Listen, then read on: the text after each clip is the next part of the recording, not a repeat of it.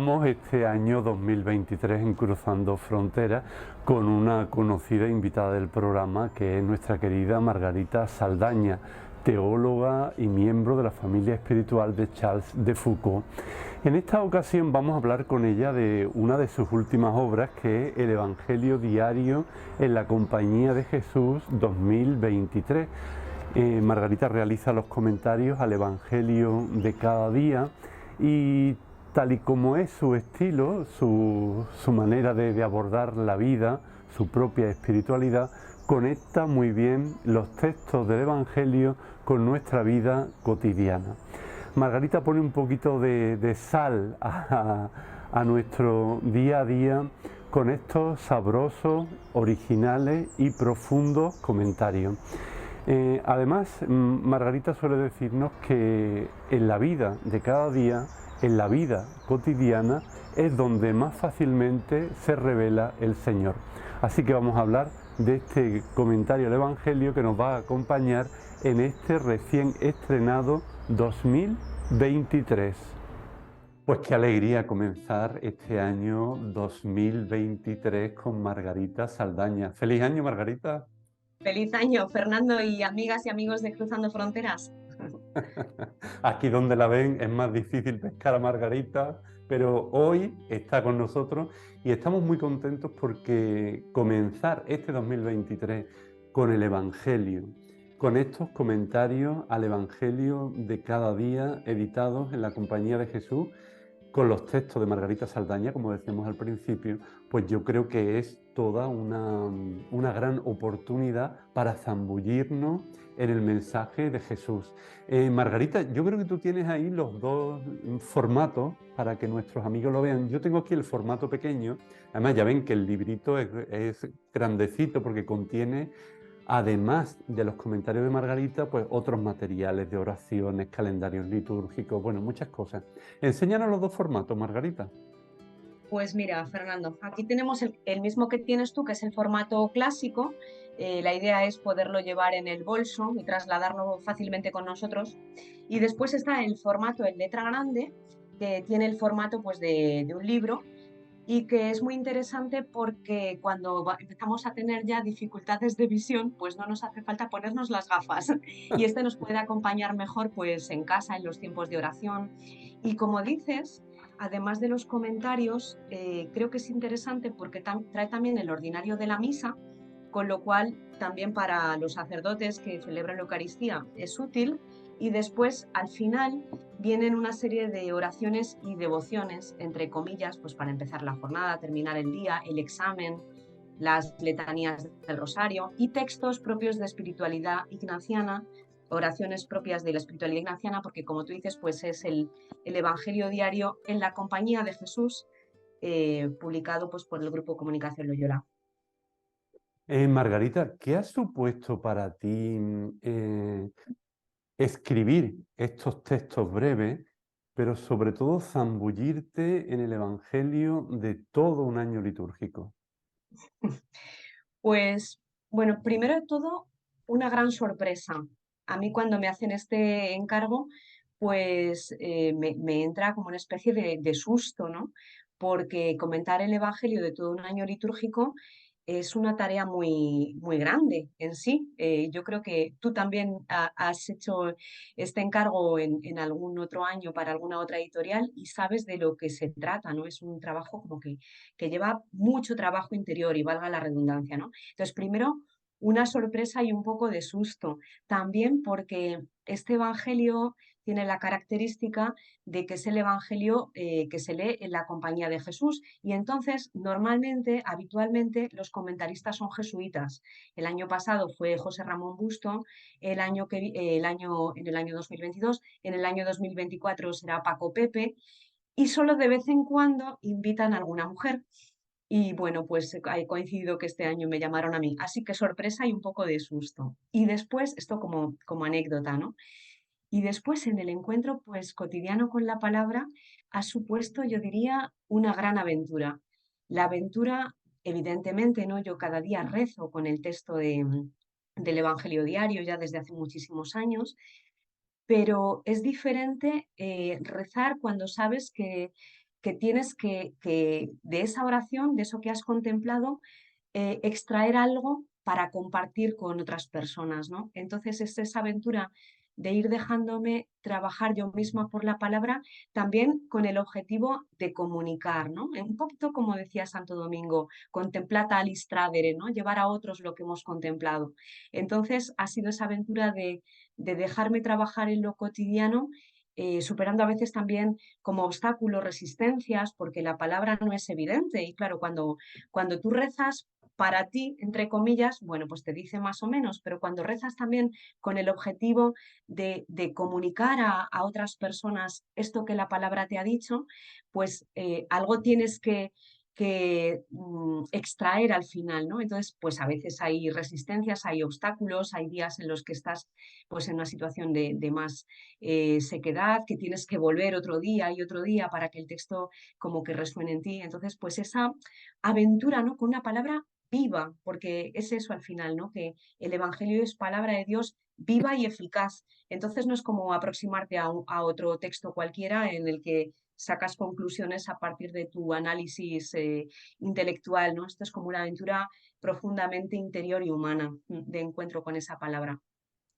Margarita, conociéndote un poco, yo, vamos, no sé, yo aventuro a un poco casi la respuesta, pero ahí voy. Tú que vives un ritmo nazareno, que es un ritmo, bueno, activo, pero al mismo tiempo reposado, contemplativo, seguramente no habrás hecho más de un comentario, habrás escrito un comentario al día, o has tenido que escribir algunos días varios comentarios. ¿Cómo ha sido esa tensión entre saborear la palabra y tener que entregar unos textos que tienen un plazo, que tienen Mm. también unos determinados caracteres o palabras? ¿Cómo ha sido ese proceso?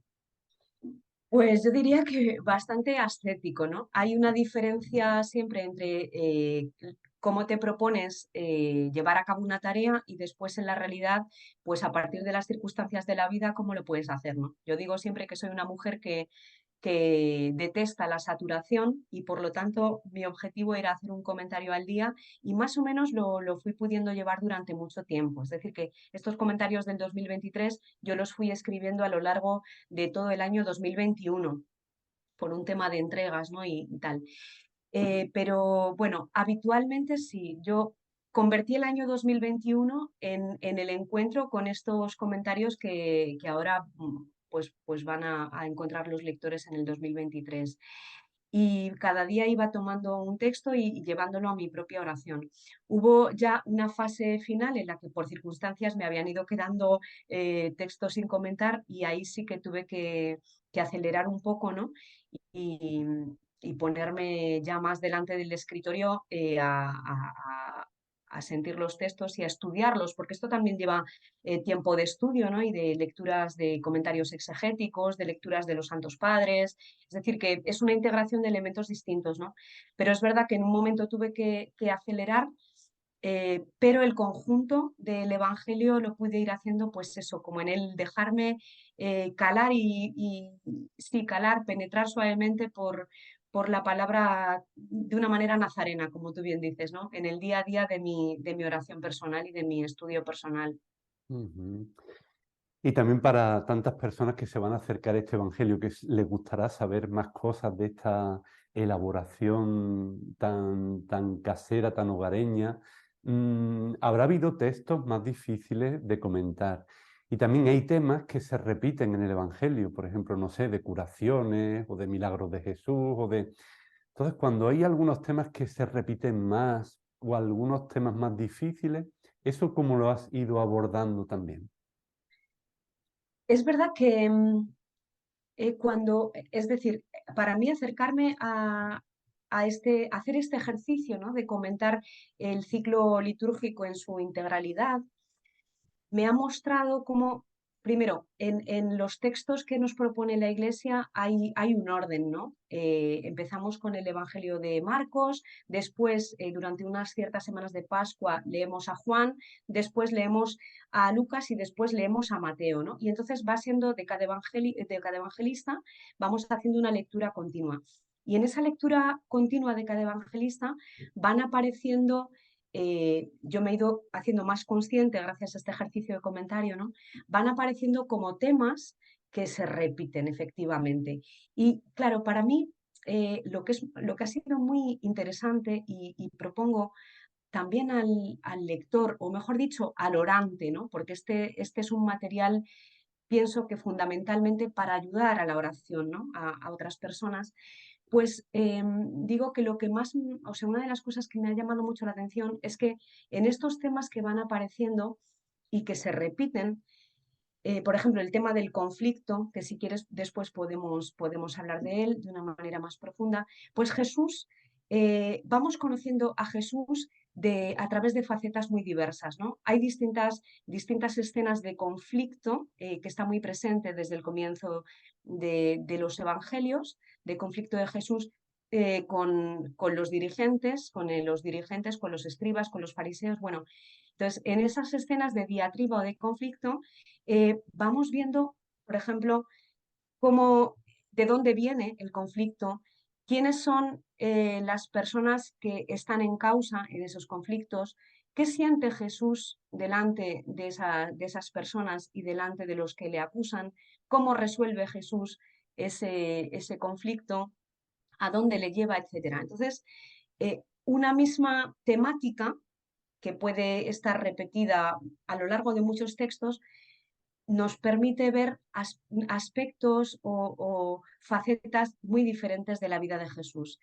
Y esto es lo que yo intento también poner de relieve, ¿no? Como yo creo que son comentarios profundamente cristocéntricos en los que de vez en cuando me permito como dar alguna sugerencia para mejor vivir nuestra vida creyente, pero normalmente, o sea, mi punto de vista es apuntar a la persona de Jesús y ayudar a ver algo de esa persona, ¿no? Un sentimiento, una reacción, una manera de posicionarse. Y claro, esto pues poco a poco, ¿no? Día a día, como que creo que va aportando un rostro particular a esta figura de Jesús, que, bueno, en mi caso es el rostro de este Dios encarnado en lo cotidiano, en lo pequeño, este nazareno, que a lo largo de su vida ministerial va manifestando por gestos y por palabras ese mensaje de la buena noticia que arde en su corazón. Margarita, en este momento del programa tenemos la pregunta sorpresa, que es de alguien muy querido aquí en el programa y que también ha tenido la experiencia de comentar los evangelios, en este caso en la editorial Claret. Vamos a ver quién es y qué pregunta te hace. Hola Fernando, encantado de estar otra vez aquí en Cruzando Fronteras. Y Margarita, muchas felicidades por esta publicación, ¿no? Porque es una cosa preciosa esto de comentar los textos bíblicos de la misa de cada día, es una experiencia formidable. Yo te lo digo porque yo también lo viví con otra entidad. Yo hice los 3 años, ¿no? De los 3 ciclos, los domingos y fiestas de guardar. Y fue de verdad a mí una experiencia muy enriquecedora, pero con un reto, y te planteo este reto, bueno, que yo viví y que tú también estás viviendo, ¿no? Y el reto es el siguiente: ¿cómo lo haces? ¿Para qué? Pues para, yo qué sé, que a veces tienes que comentar Navidad y resulta que estás en verano, ¿no? Tienes que comentar los textos navideños y en realidad es en verano, o al revés, pues invierno, ¿no? Y es Navidad y tal, y tienes que estar comentando los de Pascua, ¿no? Bueno, es un reto, ¿no? Porque el ritmo litúrgico, el ciclo litúrgico es como una gran pedagogía, pero a los que nos toca comentar los textos anticipadamente, pues es un reto. Pues bueno, me gustaría saber tu experiencia. Bueno, muchísimas gracias por tu pregunta y tu saludo, Josep. Me hace mucha ilusión verdaderamente y además saber que tú también has vivido esta experiencia que de alguna manera vincula.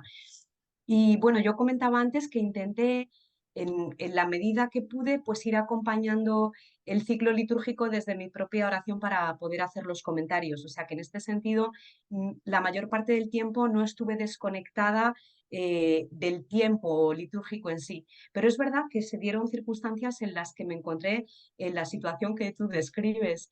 Y claro, ahí yo pues eh, interiormente tuve que hacer un salto, digamos, para ir más allá, digamos, del contexto externo en el que generalmente leemos ciertos textos, ¿no? Pues, por ejemplo, los textos de Navidad, pues los leemos o resuenan en nosotros con toda una simbología externa que nos ayuda, pero a lo mejor también nos dificulta. Entonces, yo recuerdo haber comentado textos de Navidad precisamente en verano, en manga corta, con calor, y era situarme frente a la verdad del texto, ¿no? Frente a lo esencial de la escena que se narra, más allá de lo que pueden ser pues, los símbolos o las llamadas de exteriores. Creo que en ese sentido, pues comentar la palabra cada día, ¿no? También nos va llevando hacia lo esencial del mensaje, que es un mensaje que puede conectar con el creyente, ¿no? En cualquier circunstancia y en cualquier momento de su existencia, ¿no? Y también esto es importante porque más allá también de cómo nos encontremos exteriormente o a nivel de salud o en qué etapa de nuestra vida estemos, qué edad tengamos, pues la palabra de Dios, que es viva y eficaz, viene siempre a nuestro encuentro, viene a nuestro encuentro y tiene siempre esa virtualidad de despertar en nosotros significados, ¿no? Más allá de lo exterior, ¿no? Más allá de lo que parece que en lo exterior puede ayudar o dificultar. Y creo que esta también es la acción del Espíritu, ¿no? Que cuando nos ponemos a orar, pues hace que la palabra sea mucho más que un texto escrito hace 2000 años para convertirse en alimento para el camino de hoy. Y en ese sentido me gustaría subrayar también, hablando de alimento, el acierto que me parece que ha tenido el diseñador de la cubierta de este Evangelio diario. A mí me encanta porque, como se ve bien, son dos manos que están compartiendo pan. Y es un poco la experiencia que yo he vivido al comentar, ¿no? Es el pan de la palabra que nos alimenta, que nos va también amasando interiormente, pero que está llamado a ser un pan para la vida de otros y para la vida del mundo, ¿no? La palabra de Dios, pues, pasa a través de nosotros, nos transforma, nos hace, nos cuece, a veces, pues, en los hornos a las altas temperaturas del amor, que a veces es, pues, quizá doloroso o purificador, y al mismo tiempo quiere pasar a través de nosotros, pues, a otras personas para alimentarlas, para nutrirlas, ¿no? En este camino largo y duro de la vida. Pues agradecemos mucho nuevamente a Josep Mucho. Otón su presencia aquí entre nosotros. Margarita, vamos a hacer un experimento, a ver si nos sale. Yo creo que contigo nos va a salir, pero después de haber podido espigar y leer parte de los comentarios, yo he ido seleccionando 10 comentarios. Tengo aquí 10 papelitos de 10 textos tuyos que me han parecido llamativos, que me han calado, en los que he visto algún matiz que yo nunca había percibido, que me han ayudado personalmente, que me generan pues como un sentimiento profundo de esperanza, de alegría o de seguir el camino hacia adelante a pesar de las dificultades, y que me han aproximado también a algunos personajes del Evangelio. Entonces, si te parece, yo voy a ir diciendo el día y el texto que es, y te voy a leer pues algunas frases que yo he subrayado para que tú nos la comentes un poco. En total son 10, así que tenemos que ir con agilidad y profundidad. La profundidad para ti no es un problema y yo espero que la agilidad tampoco, Margarita. Bueno, vamos a ver, porque realmente yo no me acuerdo para nada de lo que escribí en su día. Iré redescubriendo a lo largo de este año también mis propios comentarios, porque... Pero bueno, experimentemos, tú me lanzas y yo te... Y además, si no Lo coincide debo de con tener dentro, me imagino, así que no será mucho problema. que si no coincide con lo que comentaste, pues así también complementamos el propio texto, porque todo no se puede decir en un espacio tan pequeño. Pues Bien. el primer texto es del 24 de enero, Ujú. que es San Marcos 3, del 31 al 35. Y dices tú que este sea quizá uno de los textos más duros del Evangelio de Marcos. A María, la madre de Jesús, no se le ahorra nada. Primera discípula, tendrá que aprender a soltar a Jesús y a descubrir una forma nueva de vivir su maternidad en clave misionera? Pues fíjate que este año, bueno, con estos comentarios, yo me he acercado mucho más a la figura de María y me he tomado pues el tiempo de fijarme en cómo María está presente en los 4 evangelios. Y algo que me llamó mucho la atención fue finalmente descubrir que su presencia es muy escasa. Y concretamente, si solo conociéramos el Evangelio de Marcos, la imagen de María que conservaríamos es muy diferente de la que ha pasado a la tradición, ¿no?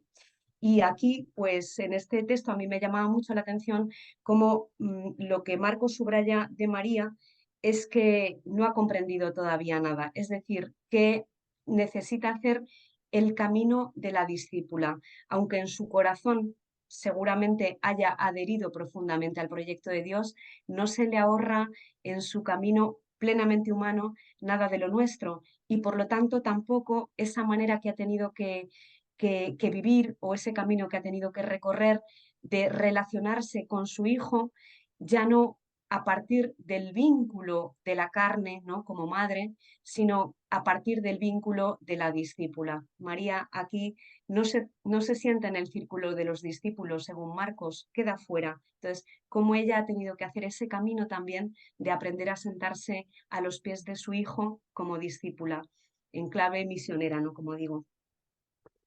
Pues vamos a dar un... Interesante y cuestionador, Fernando, para nuestra visión también y nuestra reinterpretación de María. Creo que es algo que nos ayuda a sentirla mucho más cerca. Pues sí, además he leído también otros textos, ahora me viene también la Asunción y todo esto que tú vas diciendo, yo creo que nos ayuda a descubrir esta figura que por otro lado es inabarcable de alguna manera. Pues si te parece, Margarita, damos un saltito al 1 de marzo, ya estamos en tiempo de Cuaresma y tenemos ahí el texto de San Lucas 11 del 29 al 32, que algunos recordarán. Esta generación es una generación perversa, pide un signo, no se le dará más signo que el de Jonás. Y tú, en tu comentario, destacas algo que a mí me parece también muy útil, muy práctico. Esta escena puede hacer que nos preguntemos en qué nos empeñamos nosotros, dónde ponemos la energía, qué signos pedimos y qué resultados estamos esperando. Si damos un paso más en el camino de nuestra propia conversión, tal vez otras personas abran también más los ojos. Es que creo que a veces nos parecemos mucho a los habitantes de Nínive, que estamos siempre pidiendo signos y da lo mismo los signos que se nos vayan dando, porque ninguno va a resultarnos nunca suficientes, ¿no?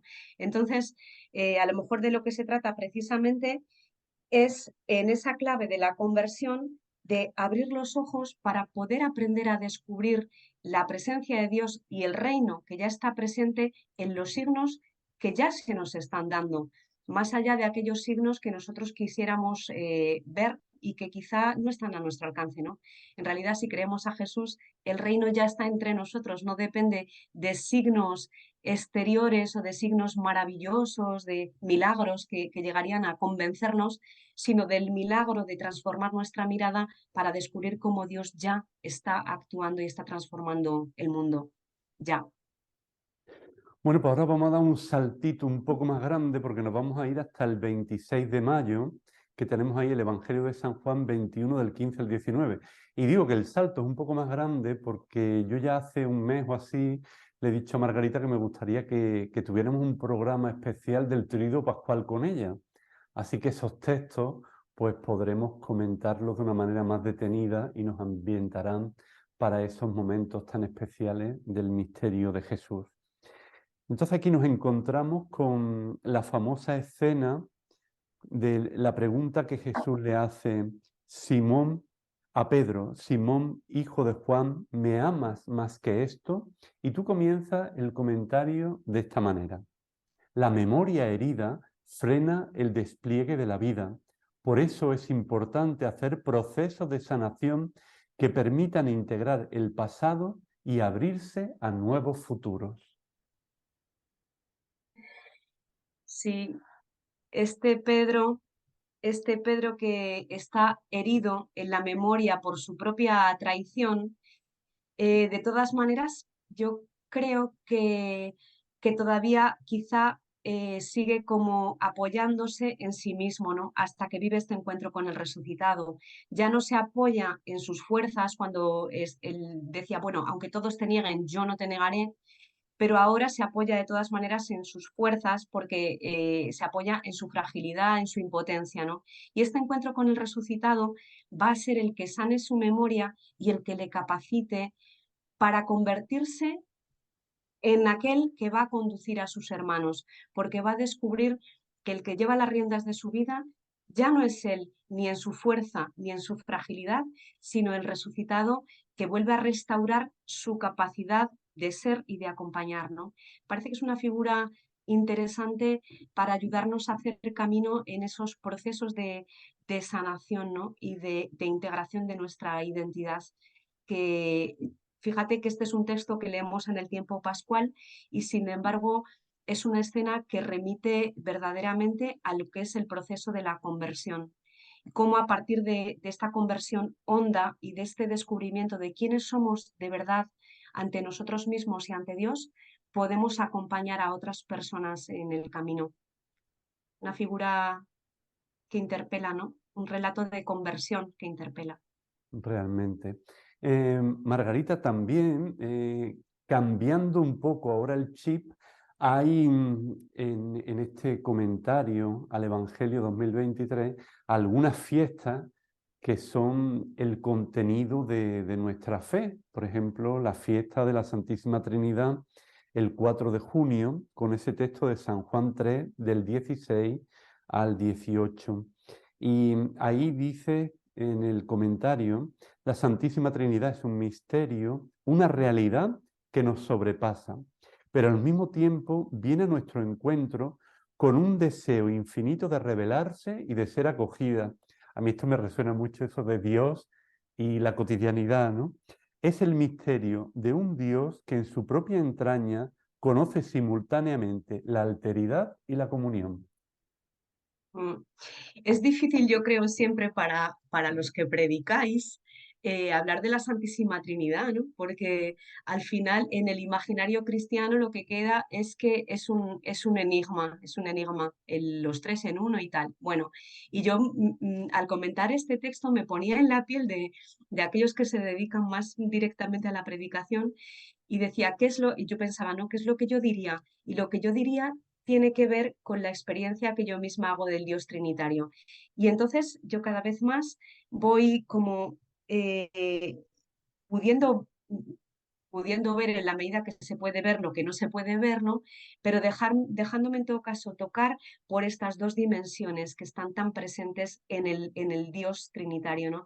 Que son la alteridad, la profunda diferencia y al mismo tiempo la comunión, una alteridad que no es amenaza entre las tres divinas personas por la diversidad que se da entre ellas, sino una alteridad que está puesta al servicio eterno del encuentro. Y cómo entonces esta Santísima Trinidad es el espejo y la fuente de todo encuentro interpersonal, ¿no? Y de todo encuentro con nosotros mismos, porque también en nosotros, en cada uno de nosotros, habita ese misterio frente a lo que somos, que nunca llegamos a captar plenamente, y también esa llamada a la integración personal, ¿no? A vivir cada vez de una manera más unificada. Y en nuestras relaciones con los otros, cómo la Trinidad nos invita a entrar en, digamos, en una dinámica de vivir toda diferencia, no desde la clave de la amenaza, de la competitividad, de la concurrencia, sino desde la oportunidad que me ofrece el hecho de que el otro o la otra sean diferentes, ¿no? Entonces esa alteridad puesta al servicio de la comunión. Me parece que es una fiesta tremendamente contemporánea, ¿no? En los momentos que vivimos, como dice el Papa Francisco, de este mundo cerrado por las sombras, ¿no? Pues la Trinidad arroja luz para abrir esas sombras a partir de la alteridad puesta en comunión. Bueno, Margarita, creo que este experimento nos está saliendo más o menos bien, ¿eh? Que va la cosa muy, muy encauzada. Es que tú eres Ya, un genio. no, la genio eres tú. Ya estamos casi en verano. Bueno, el 1 de julio nos toca San Mateo 8 del 15 al 17. Y este de los textos que yo decía antes, que hay cosas que uno no cae, quizás sea tu mirada aguda, tu mirada femenina, también una mirada práctica, que es la curación de la suegra de Pedro, o que nosotros, claro, nos imaginamos la suegra de Pedro, qué cosa tan importante, pero en el fondo dices tú, en cambio, curar a una mujer que está en cama por un poco de fiebre parece un desperdicio. Y después más adelante dice, todo dolor le importa, toda herida se abre como cauce de revelación del amor del Padre. Qué bonito este engarce entre esta realidad y lo que Jesús realmente quiere, ¿no? Pues es que a mí esta escena me impacta mucho y como digo, pues no sabemos de qué grado era la fiebre de la suegra de Pedro, pero no se especifica, pero podía ser un poco de fiebre, una febrícula, como cuando tenemos un poco de gripe, y en ese caso, pues claro, al lado de los grandes milagros, de las curaciones, de los ciegos, de los paralíticos, pues curar a esta mujer que está en la cama y que mañana a lo mejor ya iba a estar bien, puede parecer un desperdicio, ¿no? Y el desperdicio de un milagro. Y a mí de lo que me habla es de cómo es el corazón de Jesús, ¿no? Y cómo es la mirada de Jesús. Es un corazón que se deja conmover por todo dolor, por cualquier tipo de dolor. Y es una mirada que sabe captar qué es lo que la otra persona necesita para poder desplegar su vida plenamente, ¿no? Entonces, curar a esta mujer a mí me habla de la capacidad que tiene Dios de no medir el dolor en función de una escala que él hubiera puesto, esto es mucho, esto es poco, esto no merece salvación, esto sí, sino a partir de la experiencia que nosotros tenemos de nuestro propio dolor, ¿no? Dios viene a nuestro encuentro y nos sana en lo pequeño y en lo grande.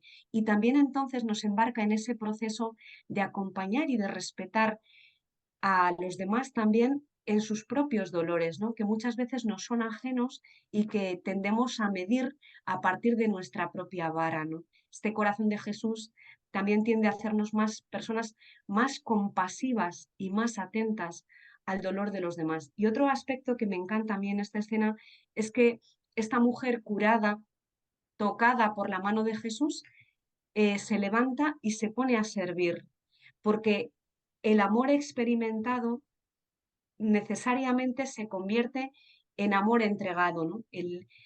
Todo, todo amor dado brota, tiene su fuente en el agradecimiento por el bien recibido, aunque sea en esa herida pequeña de una fiebre que quizás se curaba sola al día siguiente. El Señor siempre está ahí.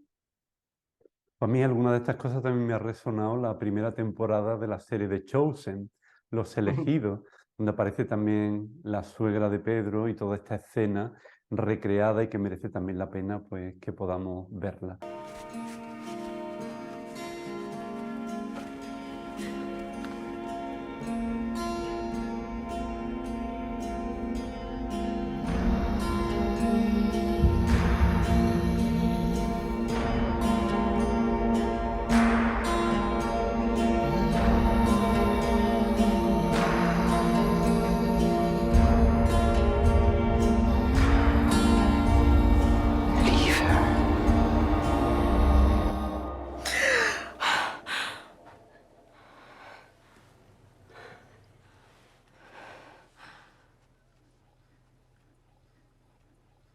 ¿Tú ya has visto la serie, Margarita?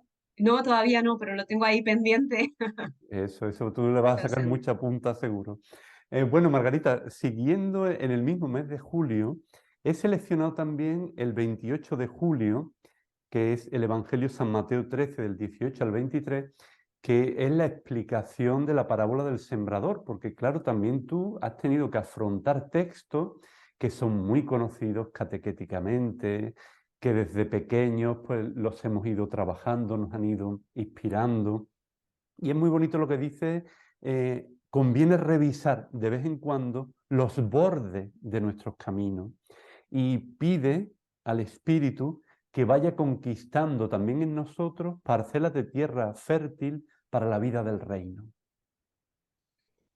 Fíjate, Fernando, que no sé si cuando comentaba yo este texto o bien ahora, pero en todo caso hay una evocación que me viene con respecto a la comunidad de Mateo. Este año 2023, el Evangelio que leemos los domingos es el Evangelio de Mateo.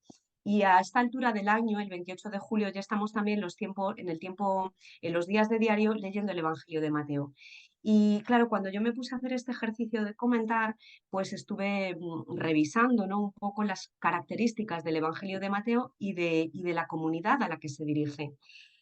Y digo que la evocación con este Evangelio es clara porque la comunidad de Mateo era una comunidad de raíces judeocristianas, es decir, gente que venía de un trasfondo judío, que conocía muy bien la ley, que sabía muy bien las características que tendría el Mesías cuando viniera y por lo tanto que en cierto sentido tenía dificultades, más dificultades, por ejemplo, que los paganos para descubrir la buena noticia, para detectar en este Jesús de Nazaret al Mesías enviado por Dios, ¿no? Y su tipo de mesianismo, ese mesianismo nazareno, del que me gusta tanto hablar a mí. Y quizá nosotros, como cristianos hoy, nos encontramos bien en conexión con esta comunidad de Mateo. Muchos de nosotros, desde pequeños, hemos interiorizado las parábolas de Jesús, sus milagros, sabemos quién es, nos parece que lo sabemos, y solamente el encuentro cotidiano con su palabra nos hace descubrir hasta qué punto le conocemos, pero no le conocemos.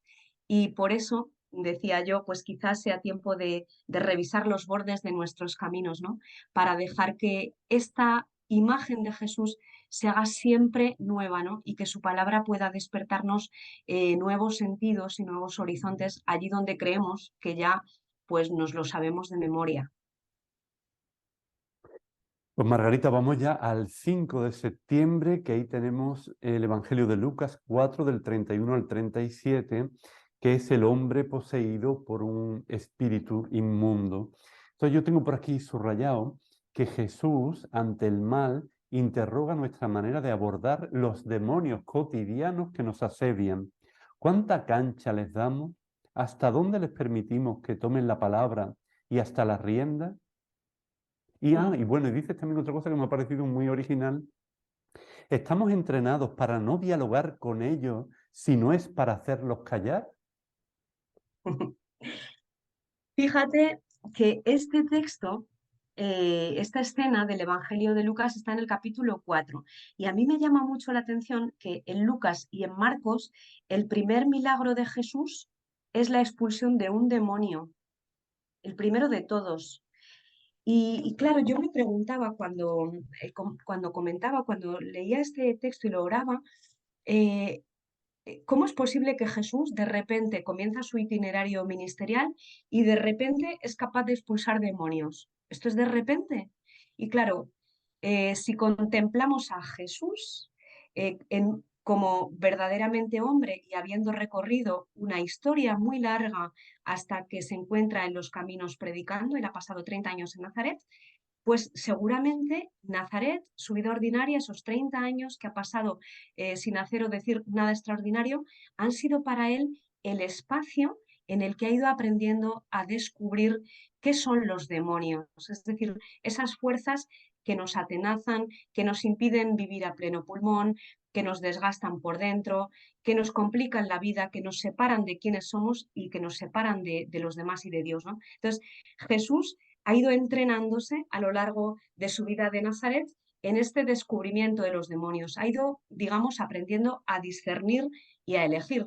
Entonces, claro, cuando se encuentra con este espíritu inmundo, que además le dice, sé quién eres, el santo de Dios, Jesús no se deja embaucar por la verdad que contienen esas palabras del espíritu inmundo, del demonio, sino que sabe discernir la parte de mentira que albergan.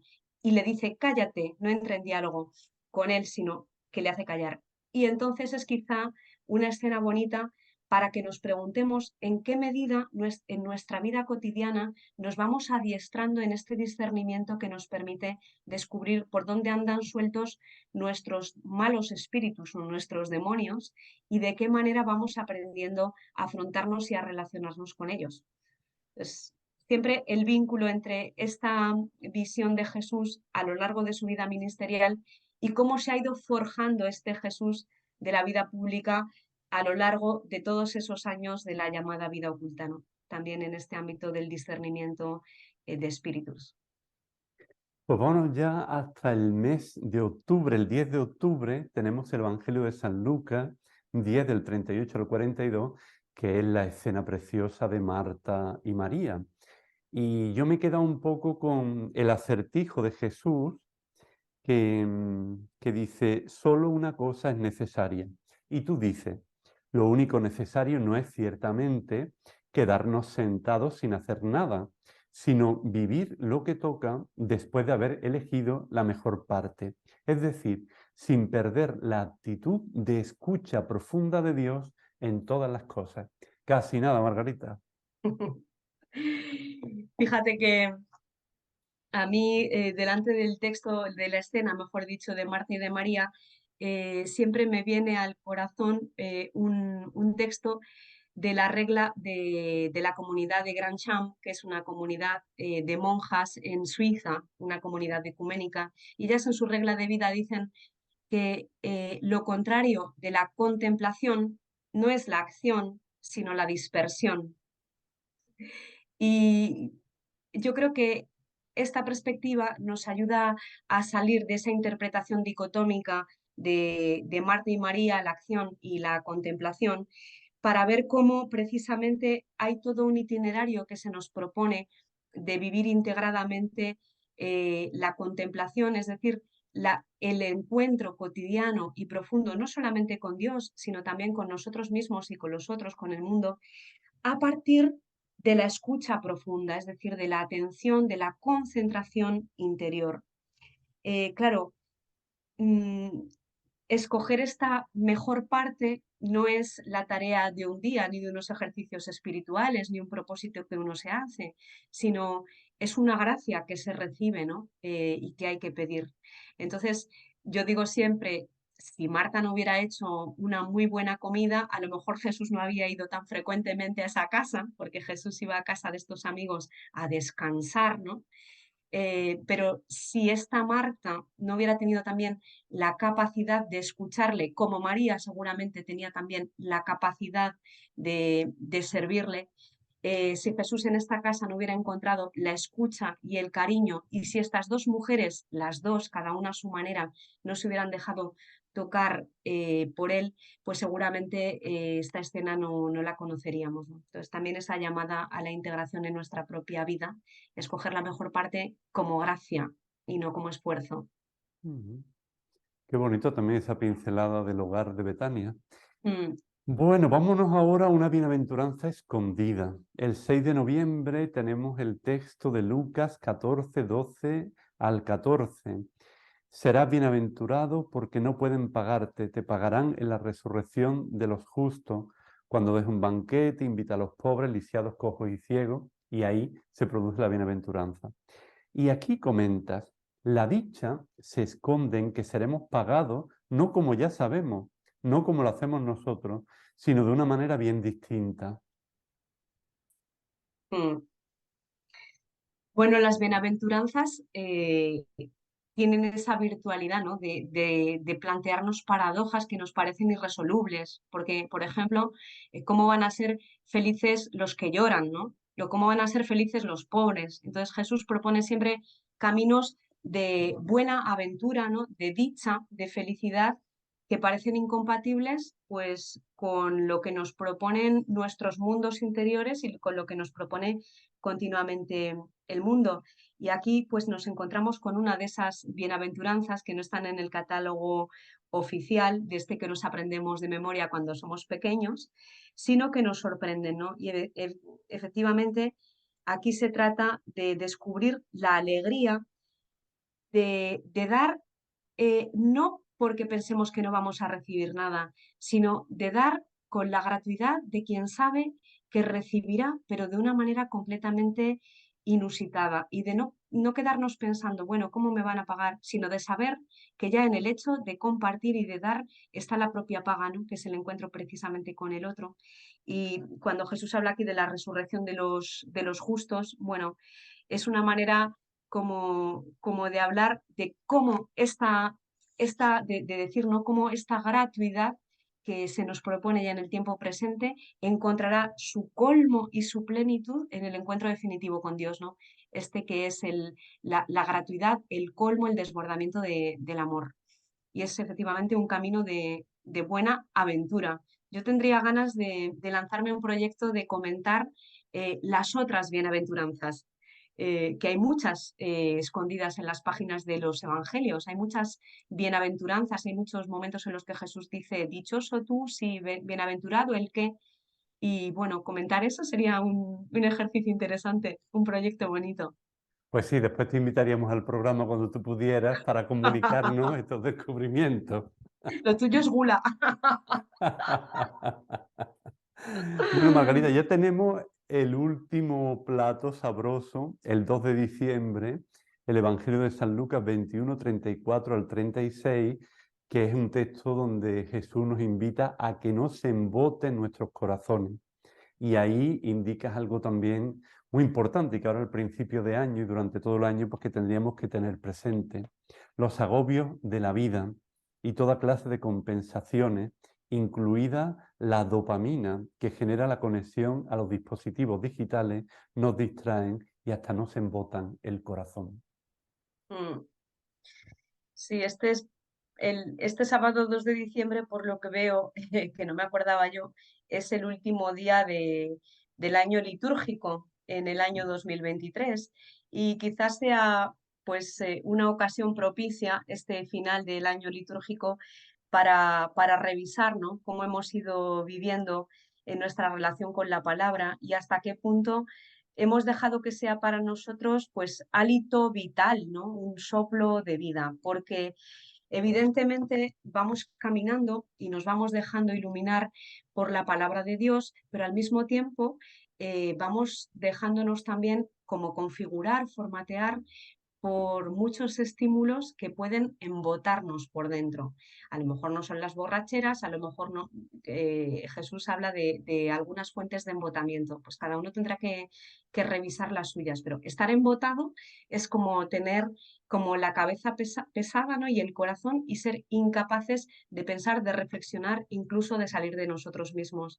Y bueno, pues hasta qué punto entonces nos vamos dejando como tocar por la palabra para que en lo cotidiano y en medio de esas circunstancias que pueden embotarnos, porque estamos aquí y es aquí donde Dios viene al encuentro, entonces cómo esta palabra ejerce para nosotros como la función de un reactivo que nos impide si no nos impide, por lo menos dificulta este embotamiento en nosotros, ¿no?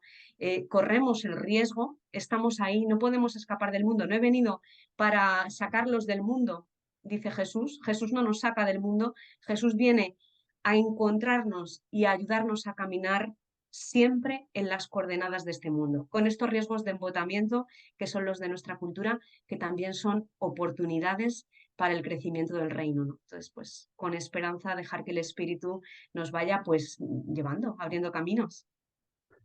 Bueno, Margarita, pues final del experimento de estos 10 textos que tú nos has ido de alguna manera pues también comentando de una manera muy directa, muy sintética y sugerente. Para terminar el programa te voy a comentar una anécdota que me ha pasado. Aquí en nuestra casa en Roma vino una señora casada que está haciendo un proceso de fe, yo creo que muy interesante, y que vive en Noruega. Y entonces me pregunto, bueno, ¿y cómo crees que yo podría pues, hacer un poquito más de oración? ¿Cómo acercarme más a la fe? Digo, mira, hay algo que es muy bueno, que es que cada día leas el Evangelio y rece un ratito con el Evangelio. Dice, pero es que hay algunas cosas que yo no entiendo bien. Le digo, pues con algún comentario. Dice, no, si yo tengo el libro con los comentarios, que me lo compro cada año, pero lo tengo en la mesilla de noche. Digo, pues mira, lo que hay que hacer es coger el libro, leerte el Evangelio, leer los comentarios y rezar un poquito. Yo creo que lo peor que nos puede ocurrir es tener este pedazo de comentarios al Evangelio del año 2023 y que los dejemos encima de la mesita de noche.